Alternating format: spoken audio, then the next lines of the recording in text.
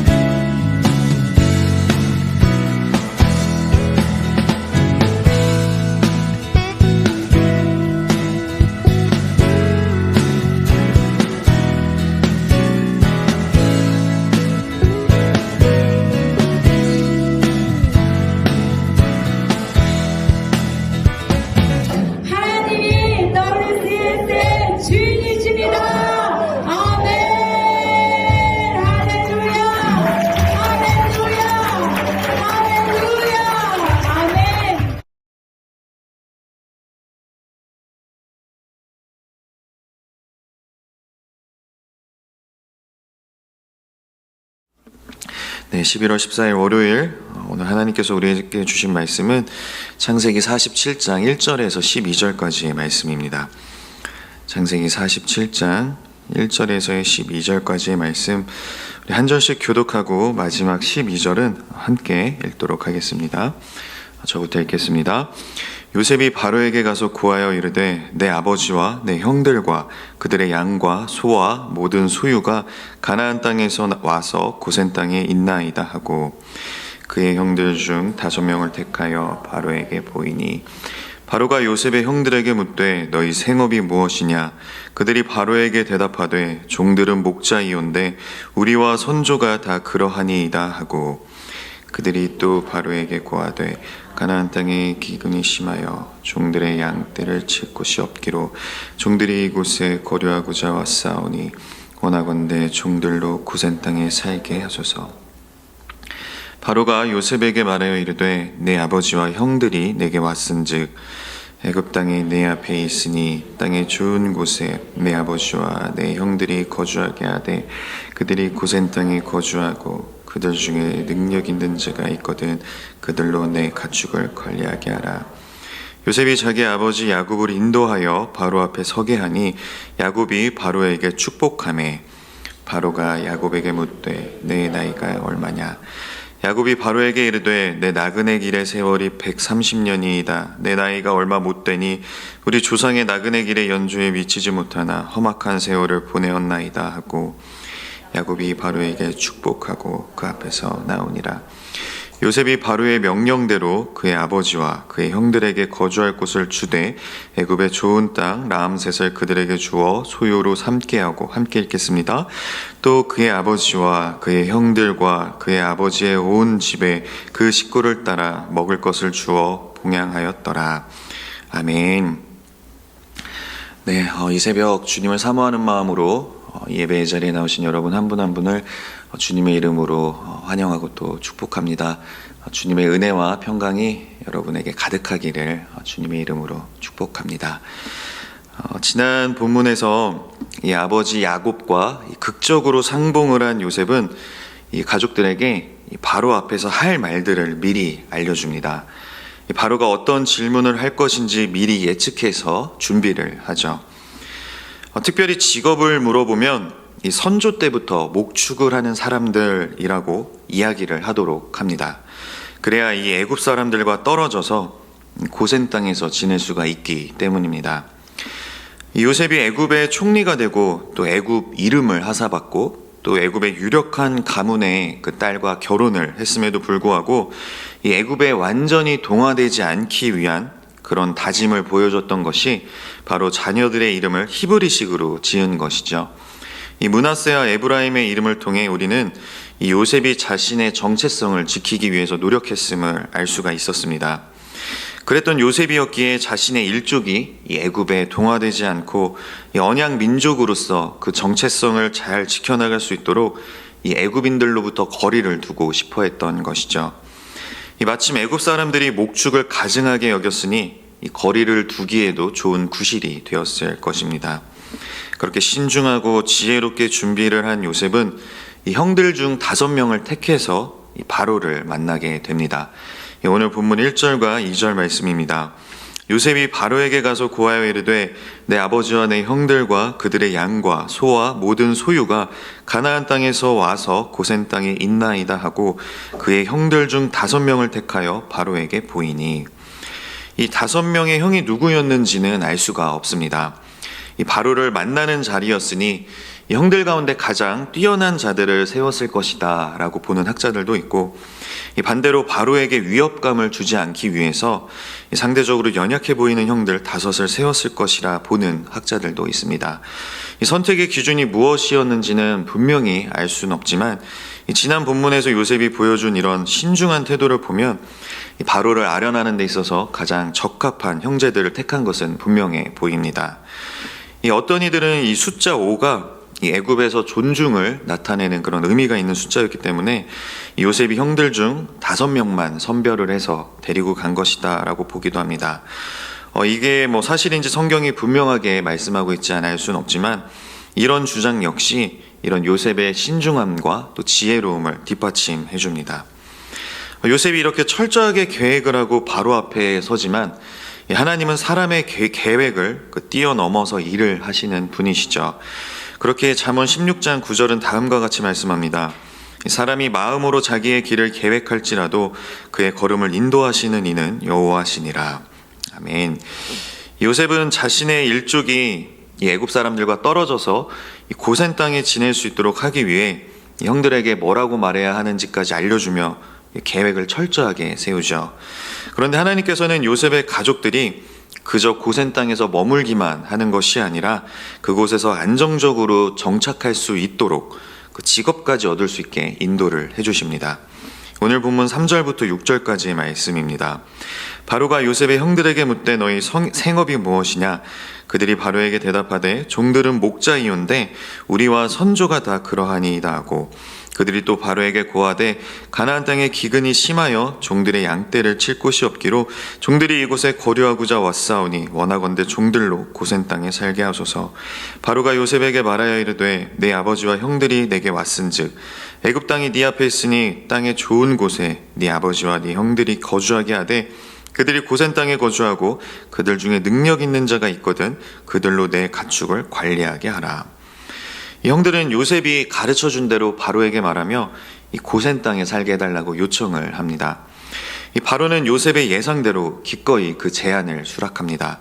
그리고 더 나아가 바로는 요셉에게 애굽의 모든 땅 가운데 좋은 곳을 마음껏 선택해서 아버지와 형들이 거주하도록 하라고 요셉에게 전권을 위임하죠. 이 고센 땅이든 어디든 가장 좋은 곳을 선택해도 된다는 것입니다. 요셉이 예상하고 계획했던 대로 일이 잘 진행이 된 것이죠. 그런데 하나님께서는 여기에서 더 나아가 이 왕실의 가축을 관리하는 일까지 요셉의 형제들이 맡도록 이 바로의 마음을 움직여 주십니다. 야곱의 가족이 좋은 땅과 더불어 이 안정적인 직업까지 얻도록 해주신 것이죠. 물론 인간적인 눈으로 이 표면을 바라보면 바로가 요셉을 신임하고 또 총애했기 때문에 이렇게 호의를 베푼 것처럼 보이죠. 하지만 우리가 몇 달 동안 이 창세기 말씀을 묵상하면서 다시금 분명하게 깨달은 것이 있죠. 바로 하나님께서 이 섭리 가운데 이 모든 일들을 다 이루어 가신다는 것입니다. 야곱 일족이 좋은 땅에서 살 수 있도록 그저 허락만 받는 것에서 더 나아가 그곳에서 이 안정적인 이 왕실의 일을 맡았다는 것은 당시 멸시받고 또 천대받던 이 히브리 민족이 그곳에서 안전하게 보호받으며 정착할 수 있는 이런 좋은 발판이 마련되었다는 것을 의미합니다. 결국은 궁극적으로 하나님께서 야곱과 그 자손들을 지키시고 또 번성하게 하시겠다는 그 약속을 성취하시기 위해서 역사하신 결과라는 것이죠. 잠언 21장 1절은 다음과 같이 말씀합니다. 이 왕의 마음이 여호와의 손에 있음이 마치 봇물과 같아서 그가 의미로 인도하시느니라. 이 결정은 왕인 바로가 하는 것처럼 보이나 그 바로의 마음이 하나님의 손에 있었던 것입니다. 이 출애굽기 4장 21절을 보면 이런 사실은 더욱더 분명하게 드러납니다. 여호와께서 모세에게 이르시되 내가 애굽으로 돌아가거든 내가 내 손에 준 이적을 바로 앞에서 다 행하라. 그러나 내가 그의 마음을 완악하게 한즉 그가 백성을 보내주지 아니하리니. 아무리 강대한 애굽이라 할지라도 그리고 그 큰 나라를 말 한마디로 좌지우지할 수 있는 왕이라 할지라도 결국은 하나님 손에 있다는 것입니다. 하나님 앞에서는 다 먼지와 같고 그저 하나님께서 사용하시는 이 막대기에 불과할 뿐입니다. 역사를 주관하시고 또 주권과 섭리 가운데 통치하시며 그 경륜을 이루어 가시는 하나님이 우리의 아버지가 되시고 또 우리와 함께 해주시면 우리는 그 누구도 두려워할 것이 없이 담대할 수가 있을 것입니다. 이어지는 본문에서 야곱이 보여준 것처럼 말입니다. 오늘 본문 7절부터 10절까지 말씀을 함께 보겠습니다. 요셉이 자기 아버지 야곱을 인도하여 바로 앞에 서게 하니 야곱이 바로에게 축복하매 바로가 야곱에게 묻되 내 나이가 얼마냐? 야곱이 바로에게 아뢰되 내 나그네 길의 세월이 130년이이다. 내 나이가 얼마 못되니 우리 조상의 나그네 길의 연주에 미치지 못하나 험악한 세월을 보내었나이다 하고 야곱이 바로에게 축복하고 그 앞에서 나오니라. 보통 이렇게 왕을 만나는 이 아련의 자리에서는 더 위에 있는 왕이 상대적으로 낮은 자인 찾아온 사람을 축복해 주는 것이 일반적이죠.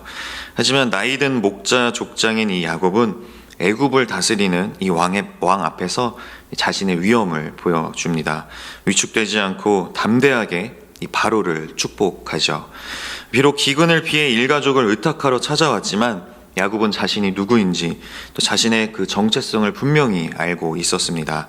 그리고 바로보다 더 높고 위대하신 하나님께서 함께 하시고 또 인도해주고 계심으로 이 모든 것을 또 주관하신다는 그런 인식을 야곱은 분명히 알고 있었던 것이죠. 창세기 12장 1절에서 3절까지의 말씀입니다.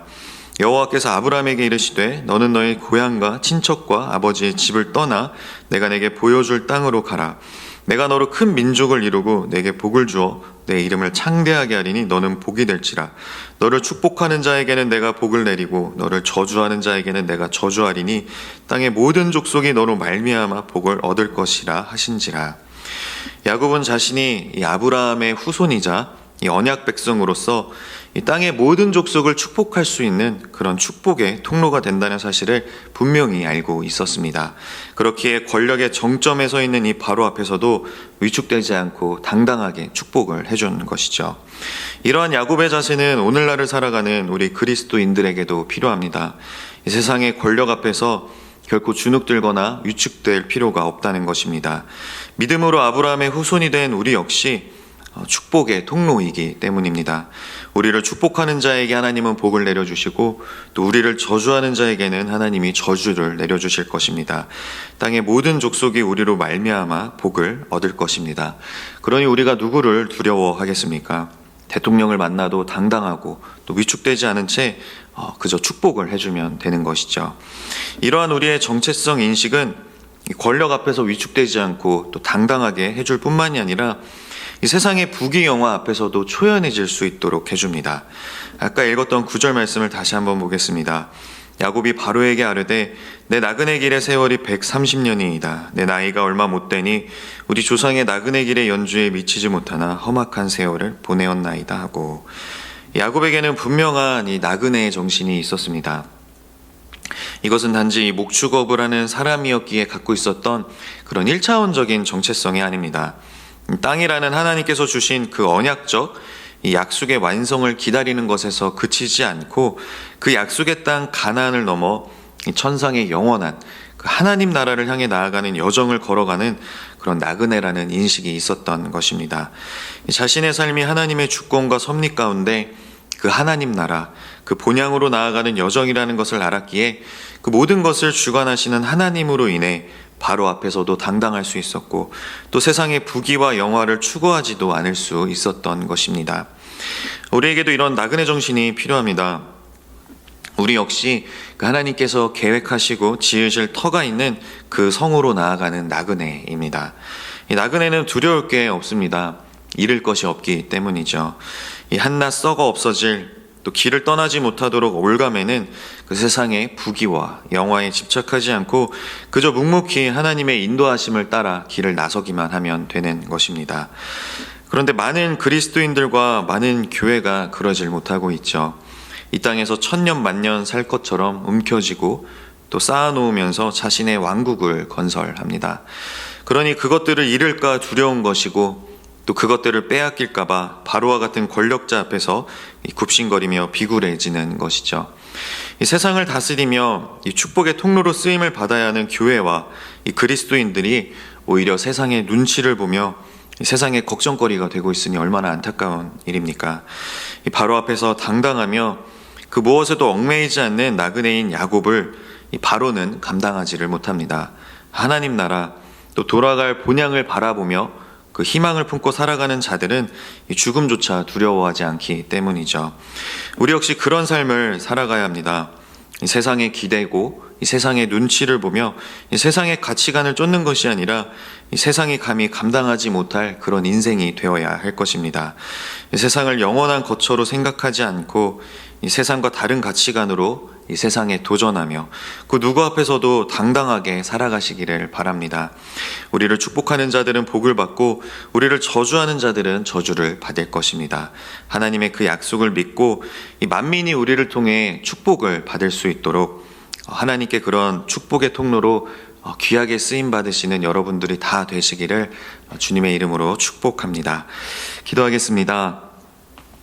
온 우주 만물을 창조하시고 다스리시는 하나님 아버지, 저희 한 사람 한 사람의 인생까지 세밀하게 돌보시며 인도하여 주시니 감사합니다. 저희 모두가 하나님의 그 주권과 섭리 가운데 거하게 하시고 그 안에서 늘 담대하며 평안하게 하여 주옵소서. 만유의 하나님께서 우리의 아버지 되심을 늘 기억하며 어디에서 누구를 만나든 늘 하나님의 자녀답게 살아가게 하옵소서. 오늘도 어디에서 무엇을 하든지 또 누구를 만나든지 하나님께 축복의 통로로 귀하게 쓰임받는 저희 모두가 다 되게 하여 주옵소서. 예수님의 이름으로 축복하며 기도하옵나이다. 아멘.